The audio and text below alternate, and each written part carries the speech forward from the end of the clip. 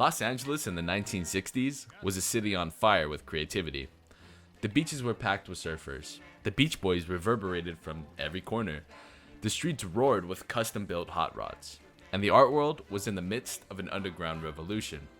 At the center of all of this stood a grotesque, bug-eyed rat with a wicked grin and a bad attitude.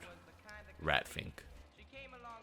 Created by the legendary Ed Big Daddy Roth, Ratfink was more than just a cartoon character. He was an icon of rebellion.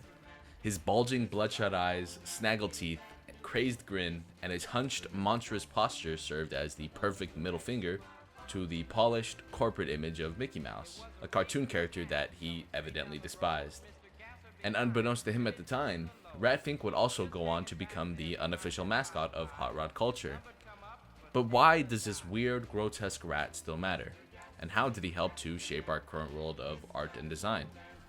Well, to understand Ratfink's significance, you have to understand Roth himself. A self-taught artist, car customizer, and entrepreneur, Roth embodied the DIY lifestyle through his work, often creating things from what most would consider junk or trash. This style is what made not only him, but the entire city of Los Angeles such a creative powerhouse for the time. They were pioneering new things. A blend of lifestyles which created something spectacular. And in the late 1950s and early 60s, Roth himself would play a significant part in pioneering what became known as custom culture. Defined like this on his website: it was the epitome of all the artworks, hairstyles, vehicles, and the fashion of the people who were inspired to build custom cars and motorcycles in the United States.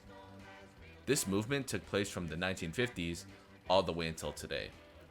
And when people think of the influences of custom culture, they often remember the drag racers of the 1960s, greasers of the 50s, and the lowriders of the 1970s. Skinheads, mods and rockers, scooter boys, punk rockers, and psychobillies are all also parts of the subculture that many identify with custom culture. How about the visuals? What makes Ratfink such a strong illustrated character? For me, it's that grotesque, vulgar style that immediately draws you in. It looks nothing like its peers in the best way possible. His vomit green skin, extremely exaggerated facial features, and skin covered in a variety of bumps and coarse-looking hair immediately convey what Ratfink is. It's nasty, it's vulgar, and scary even, but you can't look away. Additionally, the movement often portrayed in Roth's illustrations pair excellently with his love of hot rods. Every drawing makes you feel like this giant creature is moving at impossible speeds in this impossibly small over-the-top car in some crazy adventure with you now along for the ride. So, let's get back to the Mickey Mouse dislike. While Disney's characters were all about that clean-cut charm, creating a sense of whimsy, and capturing that ideal look, Roth's creations celebrated the raw, the loud, and the ugly. Ratfink wasn't just an anti-hero.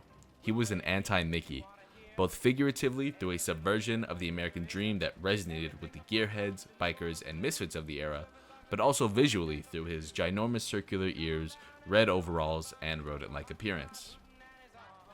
In many ways, the DNA of Ratfink is still alive in the designs of our modern world. The vibrant, hand-drawn style of Roth's work paved the way for new explorations, such as the lowbrow art movement.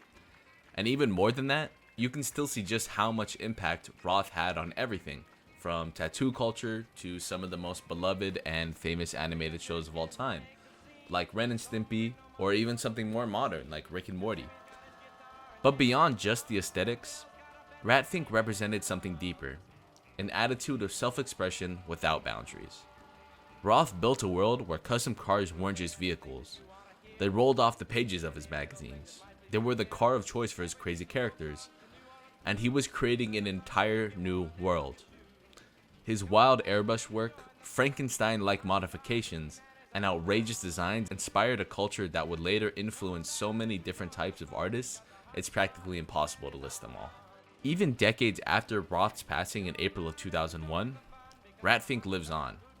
Every year, enthusiasts gather at Ratfink Reunion to celebrate his legacy, with his website stating, "We gather once a year to celebrate the life's work and talent of Ed Big Daddy Roth."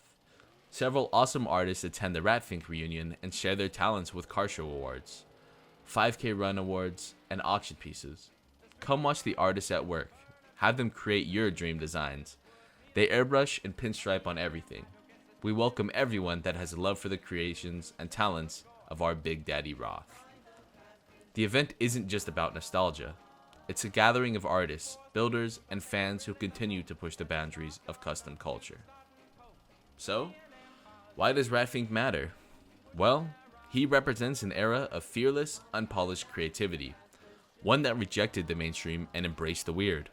Los Angeles has always been a city that thrives on reinvention, and Ratfink is a testament to the kind of raw, unfiltered artistry that continues to shape its identity.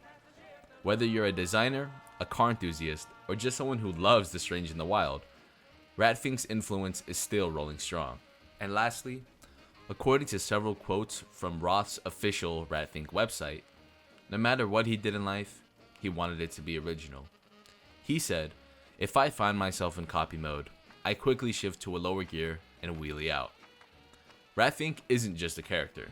He's a movement, a mindset, and a reminder of not only what Ed Big Daddy Roth stood for, but that sometimes the weirdest ideas are the ones that leave the biggest mark.